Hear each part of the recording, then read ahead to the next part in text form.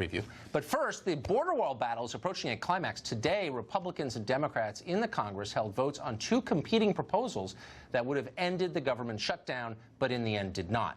Chief National Correspondent Ed Henry was there, as always, and has the latest for us. Hey, Ed. Tucker, good to see you. As I've often said, you know this, Tucker, you can try to teach a goat how to climb a tree, but you're better off hiring a squirrel in the first place. Actually, I've never said that before until now. That was actually said by Republican Senator John Kennedy. You see him there on the left. I'm, of course, quoting the always folksy Republican Senator Kennedy, who was trying to explain one plan pushed by Chuck Schumer there. Kennedy's point being, we know a squirrel can actually climb a tree, just as we know a wall or a barrier of any kind will provide some kind of defense. But Kennedy said the Schumer plan would not get the job done on border security because it would have opened the government without money for any kind of barrier. A half dozen Republicans in the Senate broke ranks, including Lisa Murkowski, you see her there, supported the Democratic plan because she said the plan was flawed, but she wants to get the government open, so she supported it anyway. Joe Manchin was the only Democrat who broke with his party. He voted for the Republican plan by Mitch McConnell that would open the government but also fund the wall and make changes to the DACA that not just the president wants, but many Democrats have previously backed. Neither plan, though, got the needed 60 votes, so we're still stuck. So back to Senator Kennedy. He said it's like a scene in the movie Pulp Fiction, where John Travolta, Samuel L. Jackson are driving along. Travolta accidentally shoots a character named Marvin in the back seat. Kennedy said federal workers are innocent and they are caught in the crossfire tonight.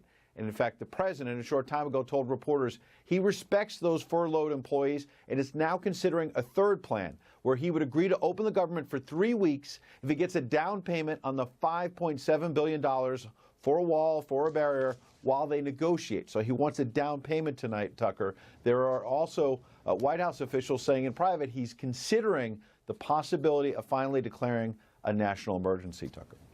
Sounds like we may be getting closer to that moment, Ed. Ed Henry for us. Thank you very much, Ed. So what exactly is the Democratic border security proposal? Would it actually secure the border? Well, we had some time today, so we checked, and in a word, no, it would not. The Democratic bill in the Senate that Ed was just telling you about simply restores previous funding levels for the Border Patrol and other existing programs. So you have to ask yourself, when you consider that, was the border secure in December before the shutdown? Well, no, it wasn't, and that's why we're having this debate right now. Then how would it be more secure after a bill that doesn't change anything passes? Well, it wouldn't be more secure, and that's the point of the legislation, to maintain the broken status quo. Let's be honest about that. Meanwhile, in the House, Homeland Security Committee Chairman Benny Thompson says he plans to introduce a bill that contains billions for border security but nothing for a wall. Thompson has a brand new idea, he's telling us. He says he can secure the border with the marvels of technology. He recently told PBS that cutting-edge machines can help us, quote, identify those vulnerabilities on the border. Thompson's plan can expect enthusiastic support from the congresswoman from Techland, Speaker of the House Nancy Pelosi. Here's her most recent suggestion for the border. Watch. The positive, shall we say, almost technological wall that can be built is what we should be doing. Technology to scan the cars coming through the ports of entry, and that is to detect guns. It's like an electronic dog almost to detect drugs, guns, and other contraband. It's really like an electronic dog that can detect contraband. On level, that's hilarious. We've laughed about it before, but it's also patronizing, really. You'd have to be totally ignorant of what's happening on our southern border to believe that more surveillance is going to solve the problem. We have an awful lot of surveillance technology there already. We've got drones, cameras, sensors, radar, dirigibles. We have it there in part because the Bush administration put it there. That administration spent more than $1 billion on something called the Secure Border Initiative Network. They use technology to watch about 50 miles of our southern border. Congressman Benny Thompson himself called that program, quote, grave and expensive disappointment. Well, Thompson was right about that. What's changed is that Democrats now support grave and expensive disappointments. They specialize in grave and expensive disappointments. They're pushing one now. And that's short-sighted. Leaving the politics aside, it's not a good idea because our southern border is one of America's most dangerous vulnerabilities. It's not a talking point. It's literally true, and here's why. As of tonight, Mexico is an intact country. Will it remain an intact country? Maybe, but maybe not. Mexico is a deeply unstable place. It's not an attack on the Mexican people. It's an acknowledgement of what anyone who knows anything about the country will tell you. The national murder rate in Mexico is 5 times ours. Since 2006, more than 250,000, 250,000 people have been murdered in Mexico. That includes hundreds of politicians and judges. There's a war going on there, and it's spurred by drug cartels that reach into the highest levels of the Mexican government. Not an exaggeration. The Attorney General of an entire Mexican state recently pleaded guilty to drug trafficking charges. The governor of a state on the U.S. border took bribes to let cartels operate freely, which they did.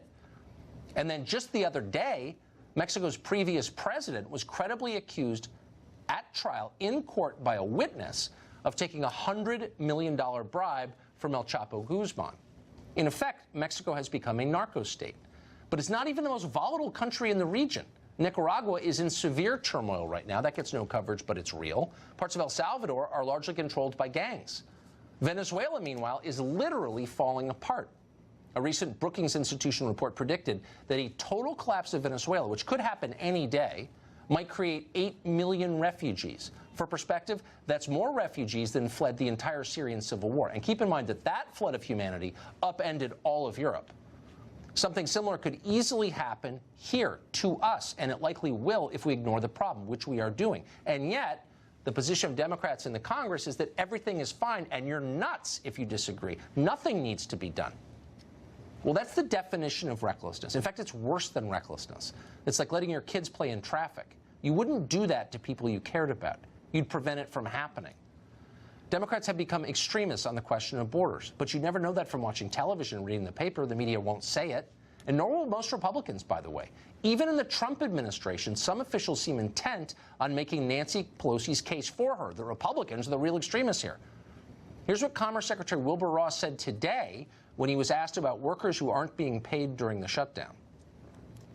The people might have to pay a little bit of interest, but the idea that it's paycheck or zero is not a really valid idea. There have been ads run by a number of the public sector credit unions. Those have announced very, very low interest rate loans to bridge people over the gap.